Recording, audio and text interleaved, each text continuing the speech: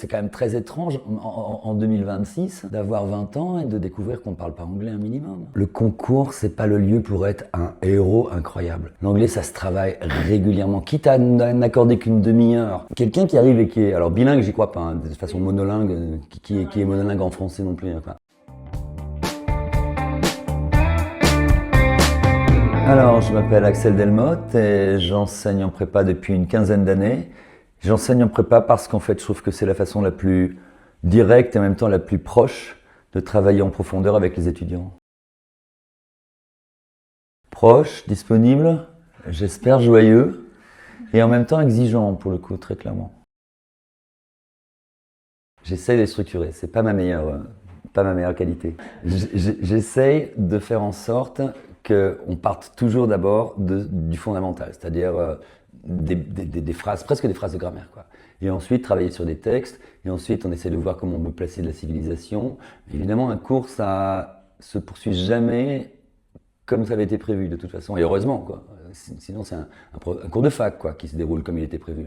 Un cours de prépa, il se déroule avec les étudiants qui sont là, quoi.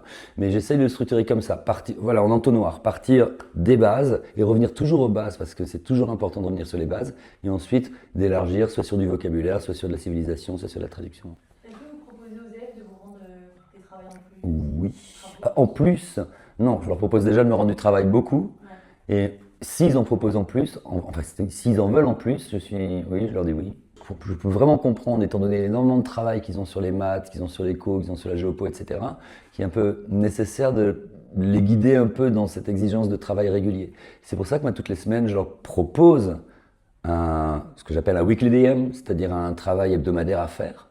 Et pour le coup, comme je ne veux pas non plus qu'ils soient imposés dans l'autre sens, c'est-à-dire qu'ils peuvent le faire ou ne pas le faire, ce serait une très mauvaise idée. Mais ils peuvent le faire et me le rendre, et dans ce cas-là, je leur envoie commenter.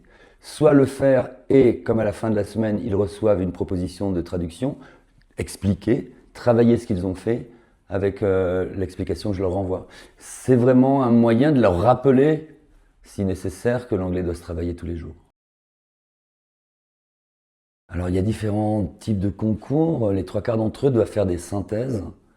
C'est-à-dire qu'ils doivent écrire beaucoup, ils doivent écrire 400 mots, quelquefois 600 mots, etc., des synthèses de plusieurs textes. Donc il faut vraiment qu'ils fassent de la rédaction, à part une banque, Minpon, je crois, qui, elle, fait un truc plus court avec une traduction littéraire. Ce que je trouve assez sympathique, d'ailleurs, pour le coup, on dirait que c'est le seul concours qui dit que c'est pas parce qu'ils vont être ingénieurs qu'ils ne devraient pas être capables de traduire de l'anglais littérature, mais sinon c'est de la synthèse d'articles, quoi. Avec, voilà, beaucoup d'écriture, hein, 600 mots, c'est beaucoup.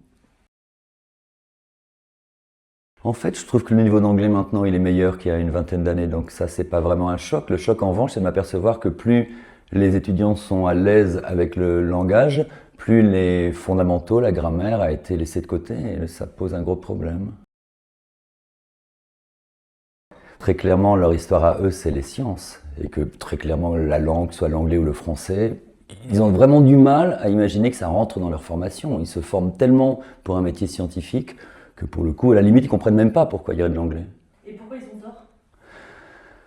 Parce que l'anglais, ça fait partie de la vie de tous les jours maintenant. C'est-à-dire que c'est quand même très étrange en 2026 d'avoir 20 ans et de découvrir qu'on ne parle pas anglais un minimum.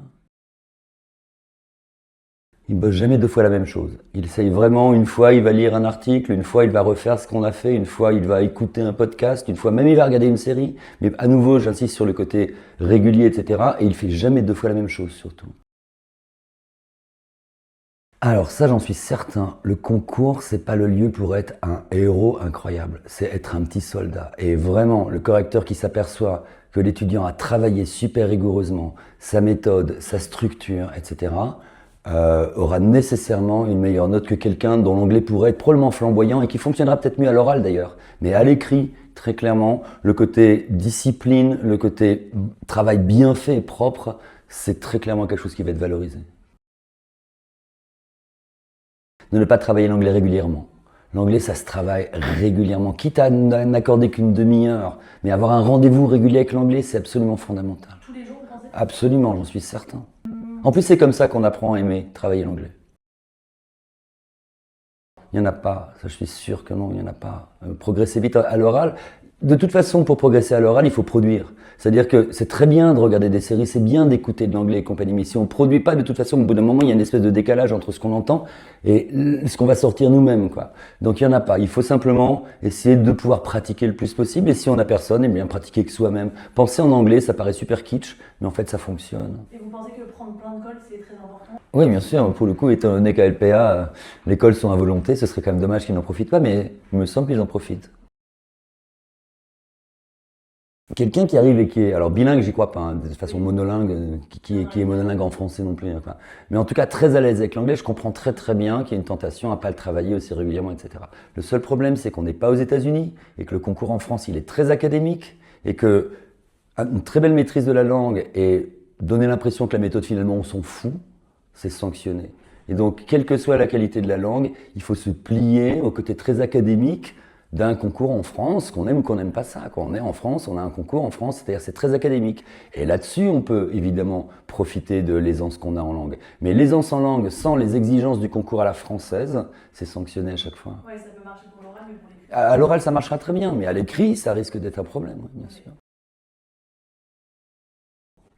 Travailler, travailler son anglais, c'est-à-dire se dire tout d'un coup que l'anglais, c'est pas anecdotique.